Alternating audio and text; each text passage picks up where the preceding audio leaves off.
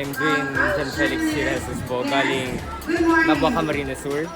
And yung experience ko nung bagyo, hindi siya tulad ng usual na experience namin since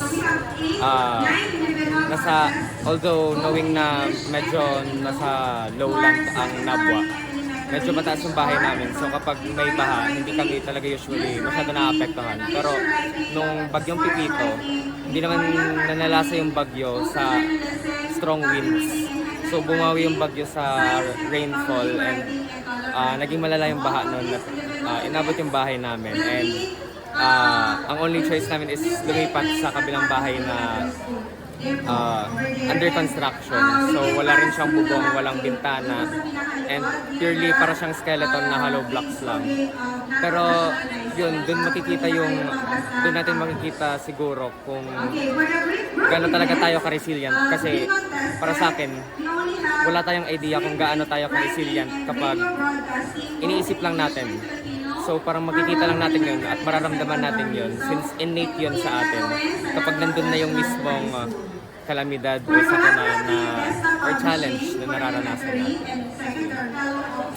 I'm doing Jan Felix Jesus po, galing Nabua, Camarines Sur. And yung experience ko nung bagyo, hindi siya tulad ng usual na experience namin since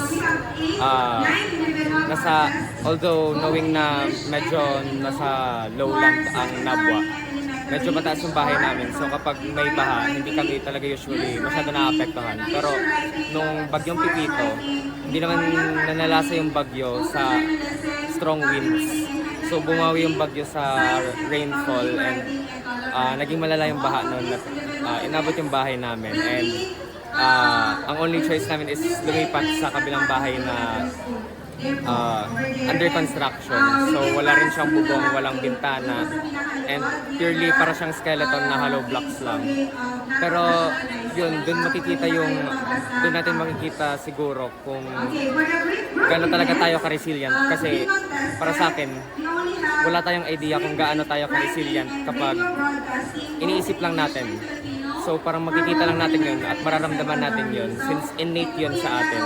Kapag nandun na yung mismong kalamidad o sakuna or challenge na nararanasan natin. Nakasan mo? Ako po si Frank mula sa Lungsod Naga. Bilang isang tao na naranasan yung sunod-sunod na bagyo sa Pilipinas, in the past months, lalo na yung pagragasa kumbaga ni Christine na danas namin mga taga-Naga, siguro nakita ko personally yung resilience with people stuck together when parang yung main agenda was we should be leaving no one behind sa response. Napakaraming donation drives na nag-occur, napakaraming bagay-bagay na inorganize para lang matulungan lahat and essentially nga to leave no one behind.